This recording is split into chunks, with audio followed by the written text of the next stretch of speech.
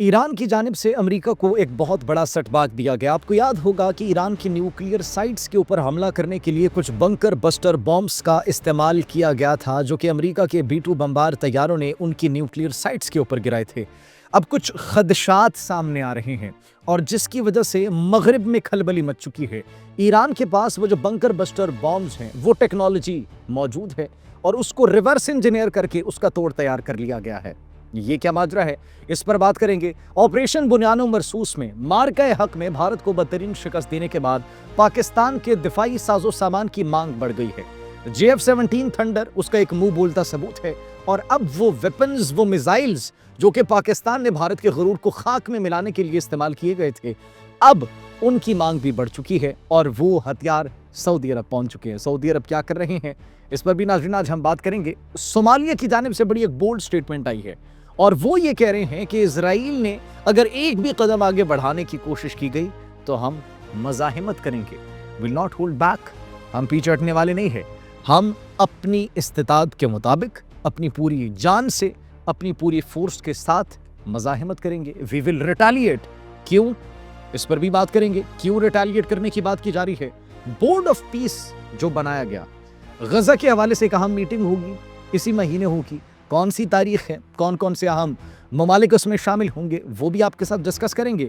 اور ناظرین، بنگلہ دیش کے حوالے سے بھی کچھ میجر خبریں موصول ہو رہی ہیں۔ بنگلہ دیش کے الیکشنز قریب آ چکے ہیں، چند ہی دن رہ چکے ہیں، اس کے بعد الیکشنز ہوں گے، لیکن بھارت کی انوالومنٹ کے لیے بنگلہ دیش نے تیاری پوری کر لی ہے۔ کیا تیاری پوری کی ہے اس پر بھی بات کریں گے۔ اور ایران کی جانب سے کچھ مزید سرپرائزز بھی ہیں، ان کی میزائل ٹیکنالوجی کو لے کے، ان کے دفاعی ساز و سامان کو لے کے، وہ کیا سرپرائزز ہیں اسرائیل کے لیے اور امریکہ کے لیے، اس پر بھی بات کریں گے۔ آپ سب پر سلامتی ہو، انفولڈ پاکستان میں خوش آمدید کہتے ہیں۔ سب سے پہلے ناظرین بات کرتے ہیں ایران کی جانب سے جو اس وقت انکشافات کیے جا رہے ہیں، وہ یہ ہے کہ ایران نے بنکر بسٹر بامبز جو کہ امریکہ نے ان کی نیوکلیئر سائٹس کے اوپر گرائے تھے، نتنز کے اوپر، فردو نیوکلیئر سائٹ کے اوپر، اصفہان نیوکلیئر سائٹ کے اوپر، اب ان کے اندر کون سے بامبز استعمال کیے گئے تھے۔ GBU-57 بنکر بسٹر بامب ہے جس کو استعمال کیا گیا تھا، اور اس کے بعد وہاں پر کسی بھی طریقے کی کوئی کیمیائی مواد کی یا پھر کسی بھی طریقے کی وہاں پر ایکسٹریکشنز نہیں دیکھی گئی تھی کہ وہاں پر آثار ایسے نظر آ سکیں کہ یورینیم کو نشانہ بنایا گیا تھا، کیونکہ اس کے بعد جو شعاعیں نکلتی ہے اس کے وہاں پر کوئی بھی آثار نہیں ملے تھے۔ خیر، that's a separate thing, that's a separate story. اور ایران کی جانب سے یہ دعویٰ جو کیا جا رہا تھا کہ ان کے اوپر جو یہ بنکر بسٹر بامبز گرائے گئے تھے، اب اس کی ٹیکنالوجی انہوں نے حاصل کر لی ہے۔ The reason behind that، جو بنکر بسٹر بامبز گرائے گئے تھے GBU-57 GBU-57، اب کچھ تو پینیٹریٹ کر گئے تھے لیکن کچھ پینیٹریٹ نہیں کر پائے، اور وہ اسی طریقے سے وہاں پر موجود تھے۔ تو وہ پینیٹریٹر ٹیکنالوجی کو ریورس انجینئر کر کے اب ایران نے کچھ میزائلز بنانے کا، تیار کرنے کا انکشاف کر لیا ہے۔ اور یہ بات کسی سے ڈھکی چھپی نہیں ہے کہ ایران کتنی تیزی سے اپنی راکٹ فورس کے اوپر اور اپنی میزائل ٹیکنالوجی کے اوپر کام کر رہا ہے۔ ایک ایک دن میں سینکڑوں کی تعداد میں جو میزائلز تیار کیے جا رہے ہیں، اس سے پوری دنیا باخبر ہے، بے خبر نہیں ہے۔ اور پھر ہر ہفتے ان کی جانب سے جو نیا ایک سرپرائز دیا جاتا ہے، کسی نئے ٹیسٹ کا سرپرائز دیا جاتا ہے۔ زیر زمین انہوں نے جو فیکٹریز بنائی ہوئی ہیں، زیر زمین جو انہوں نے ڈیپوز بنائے ہوئے ہیں، زیر زمین جو میزائلوں کے شہر بنائے ہوئے ہیں، وہ ان کے دشمنوں کو حیرت میں مبتلا کر دیتے ہیں۔ اور ابھی بنکر بسٹر بامب کی ٹیکنالوجی کو ریورس انجینئر کر کے اپنے نئے میزائلز بنانا، یہ مغرب کے لیے اور اسرائیل کے لیے ایک بہت بڑا دھچکا ہے۔ دوسرا دھچکا، ایران کی میزائل ٹیکنالوجی کی ہم نے بات کی تو اسرائیل ایران کی رینج میں بڑی آسانی سے ہے۔ ہاؤ؟ ایران کے پاس جو اس وقت میزائلز موجود ہیں، شہاب 1 سے شروع ہوتے ہیں اور سمار تک وہ جاتے ہیں۔ شہاب 1 جس کی رینج 300 کلومیٹر ہے، قیام 800 کلومیٹر جس کی رینج ہے، اور یہ نقشے کے اوپر آپ دیکھ سکتے ہوں گے کہ یہ وہ تمام تر ممالک ہے۔ یورپ تک ایران کی رینج میں آ چکا ہے، یورپ تو ایران کی رینج میں ہے، یورپ کے ساتھ ساتھ مشرق وسطیٰ پورا ایران کی رینج میں آ چکا ہے۔ شہاب 3 2000 کلومیٹر کی اس کی رینج ہے، اور پھر سمار اس کی 2500 کلومیٹر رینج بتائی جا رہی ہے۔ اور یہ وہ ہیں جن کی آفیشیل کنفرمیشن ہو چکی ہے۔ ICBM کے حوالے سے بھی کچھ خبریں موصول ہو رہی تھی، لیکن ایرانی حکام کی جانب سے اس کی آفیشیل کنفرمیشن نہیں آئی کہ ایران نے انٹر کانٹیننٹل بیلسٹک میزائل بنایا ہے یا پھر نہیں آیا ہے۔ ناظرین، اسرائیل کے لیے ایک اور बुरी खबर यह है कि सोमाली लैंड के हवाले से उन्होंने जो बहुत जल्द एक फैसला किया कि हम इसको तस्लीम करते हैं और उसके पीछे उनके अपने मफादात शामिल थे।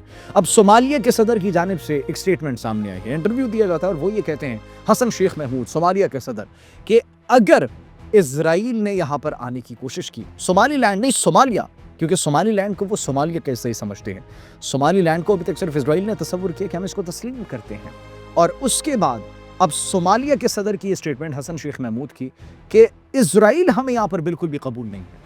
अगर उन्होंने यहाँ पर आने की कोशिश की सोमालिया में, सोमाली लैंड सोमालिया ये एक ही है, that's what he is saying right now. और उन्होंने कहा कि अगर उन्होंने आने की कोशिश की, अगर उन्होंने मदाखलत की कोशिश की, हमें ये कबूल नहीं है, वी विल रिटेलिएट, हम जवाब देंगे। हमारे अंदर जितनी कैपेसिटी मौजूद है, हमारे अंदर जितनी ताकत मौजूद है, हम उस ताकत के मुताबिक जवाब देंगे, हम रेजिस्ट करेंगे। और हमें इजराइल का वजूद बिल्कुल भी यहाँ पर बर्दाश्त नहीं है, ना ही कबूल है। उनके हम रोल को डिनाई करते हैं, यहाँ से वो किसी तरीके से भी कुछ भी ऑपरेट नहीं कर पाएंगे। That's what he is saying right now. Bharat की खारजा पॉलिसी पर बड़े सवालात उठने लग गए हैं और बड़ी तनकीद का निशाना बनाया जा रहा है भारत की खारजा पॉलिसी को। ईरान के हवाले से उनकी खारजा पॉलिसी पहले कुछ और थी और अब कुछ और हमें होती हुई दिखाई दे रही है। और that's what analysts are saying right now. क्या कहा जा रहा है? ईरान की चाबहार पोर्ट से इनखला, भारत की इन्वेस्टमेंट डूब गई, ईरान के साथ तेल की खरीदारी रुक गई। अब ईरान के जहाज़ों को कब्जे में ले लिया गया मोदी की जानिब से। 3 ईरान के तेल बरदार जहाज़ों को कब्जे में ले लिया गया है, गैर कानूनी स्मगलिंग और मुख्तलिफ इल्ज़ामात लगाकर।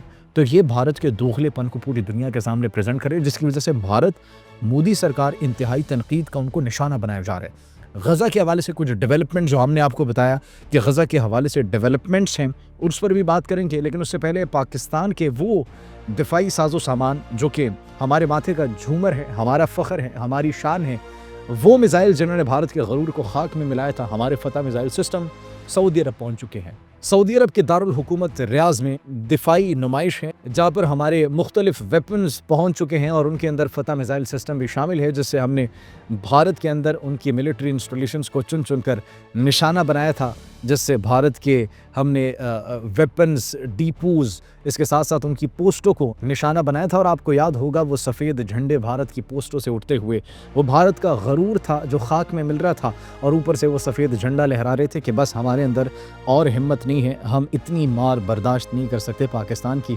तो हमने वो मिसाइल्स भी उस दिफाई नुमाइश में सऊदी अरब के दारुल हुकूमत रियाज में पहुँचा दिए हैं, जो कि पूरी दुनिया की तवज्जो का मरकज़ हैं। 80 के करीब ममालिक इसमें शामिल हैं, जिनमें पाकिस्तान को बड़े एक अहम रोल दिया गया है। गज़ा के हवाले से जो हमने बात की, बोर्ड ऑफ पीस की मीटिंग पहली होगी 19 फरवरी को। ट्रंप इसके चेयरमैन हैं, ट्रंप इसकी सदारत करेंगे और इसके अंदर 25 ममालिक जो है वो शामिल होंगे। बरतानिया ने इसको रेजिस्ट किया, यूरोप ने इसको रेजिस्ट किया है और ये कहा जा रहा है कि ये यूएन का मुतबादिल तैयार किया जा रहा है। तो देखना ये है कि 19 फरवरी को गज़ा के हवाले से कोई डिसीजन भी लिया जाता है या फिर नहीं लिया जाता।